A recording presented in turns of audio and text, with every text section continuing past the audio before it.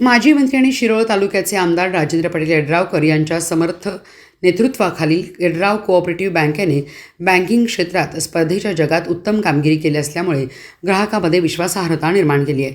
बँकेचे एकूण काम आणि वाटचाल कौतुकास्पद असल्यामुळे सांगली शाखेच्या माध्यमातून ग्राहकांना दर्जेदार सेवा निश्चितपणे मिळेल।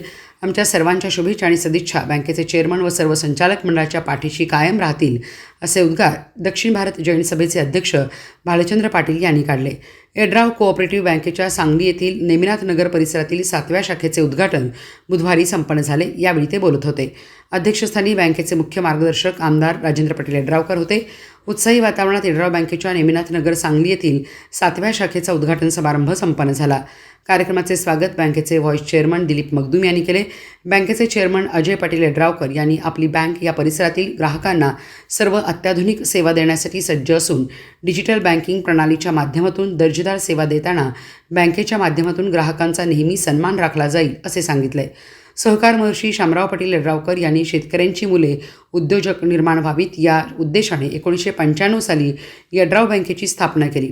आज जयसिंगपूरसह 7 शाखांच्या माध्यमातून बँक प्रभावीपणे काम करीत असून बँकेने मोठा ग्राहक वर्ग निर्माण केला आहे। सांगली शहर जिल्ह्यातील नांद्रे येथील शाखेनंतर सांगलीतील नेमिनाथ नगर परिसरात सांगली जिल्ह्यातील दुसरी शाखा आम्ही सुरू करीत आहोत। बँक चालवताना जसे ठेवीदारांकडे पाहिले जाते त्याचप्रमाणे बँकेला चांगले कर्जदार लाभले तर बँकांचा उत्कर्ष झपाट्याने होतो आणि मग बँक आणि ग्राहक यांच्यामध्ये विश्वासार्हता निर्माण झाली की मग बँकेची आणि त्याचबरोबर ग्राहकांची देखील वेगाने प्रगती होते।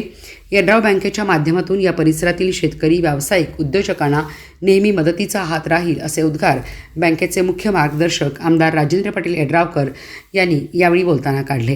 यावेळी बँकेमधील लॉकर सुविधा आणि ATM मशीन याचेही उद्घाटन मान्यवरांच्या हस्ते करण्यात आले। बँकेच्या वतीने उपस्थित मान्यवरांचा स्वागतपर सन्मान करण्यात आला।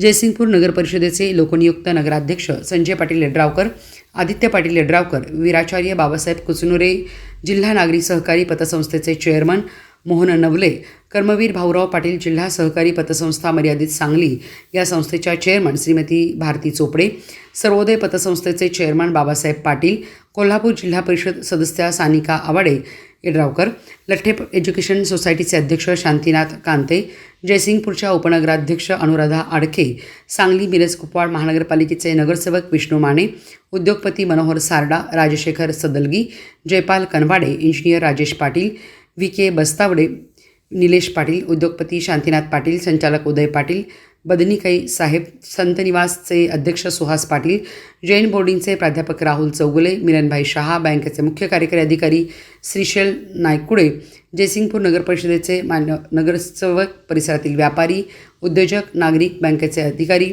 व कर्मचारी मोठ्या संख्येने उपस्थित होते। आभार बँकेचे अधिकारी प्रवीण म्हैसाळकर यांनी मानले तर सूत्रसंचालन बबन यादव यांनी केले।